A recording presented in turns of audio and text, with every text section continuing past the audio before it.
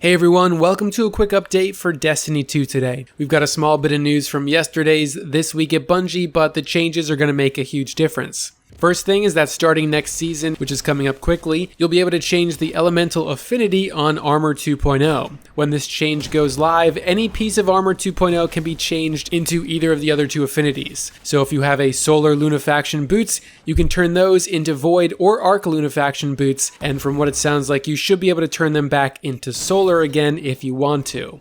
You'll be able to do this when inspecting the armor piece and hovering over the energy icon. The cost of changing it is just a single upgrade module. However, that's if it's a fresh drop, as in something you haven't sunk any materials into yet. If you have a masterworked item or any item that is leveled up pretty high, it's going to cost the total upgrade materials necessary to reach that energy level plus the single upgrade module. Example, if you have a masterworked piece of legendary gear, but want to change the affinity after this update, it's going to cost all of those cores, prisms, and that single ascendant shard, plus the upgrade module. Which sounds a little bit overkill, but then if it's a new piece of armor or something you haven't upgraded, it's going to be super cheap to do it.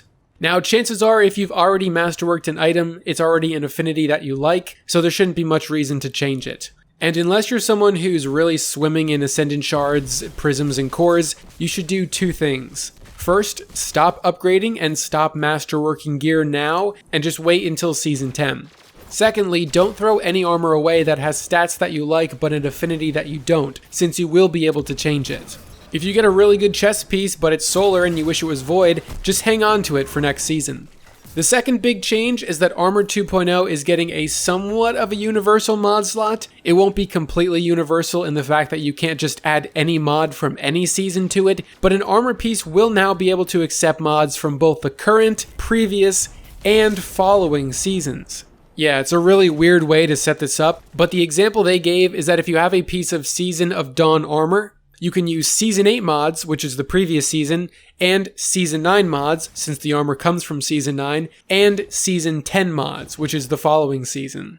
Do we know if this means that Season 8 armor, for example, can use opulent mods, or if any of the Year 2 armor can use mods from other seasons? Not quite, we haven't gotten any confirmation on that, but if we do, I'll make sure to pin it in a comment below.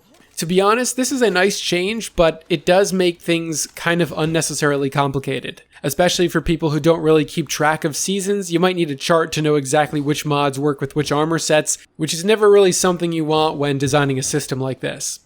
My thinking is that it's done this way because, well, one, Bungie has said that they can't really have all the mods from every season on screen at once, but I also think if you make every single armor piece be able to use every single mod from every season, past, present, and future, you'll essentially never have to grind for another armor piece again, right? Why would you? You could use every single mod anyway. And on the flip side, it's not fun to have to grind for a new God-rolled set every single season just to keep using the mods you liked from the last season. My guess is that this was Bungie trying to find a middle ground between armor sets losing their value immediately and armor sets retaining their value forever.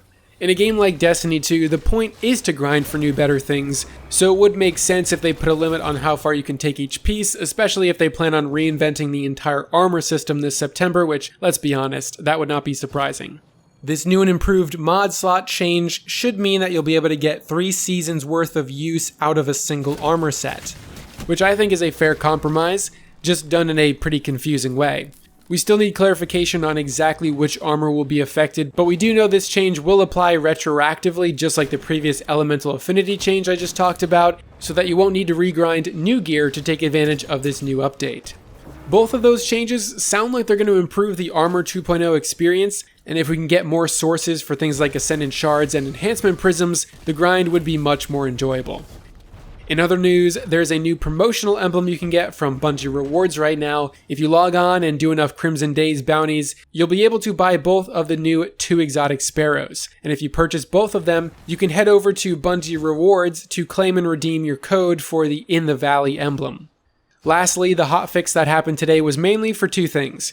1, it patched the Infinite Dawnblade super glitch, and 2, it puts safety measures in place to make sure no future updates would cause players to lose materials again. Hopefully that's the case because those rollbacks take quite a long time to fix. And that's really it for Destiny 2 stuff this week. The Empyrean Foundation stuff looks like it's still going strong and we're getting close to unlocking that final triumph for the seal. Make sure to keep investing all of your fractal line you get back into an obelisk until February 18th, and after that reset on the 18th, you can then start donating everything you have. That's going to do it for today's video. Thank you for watching, everybody.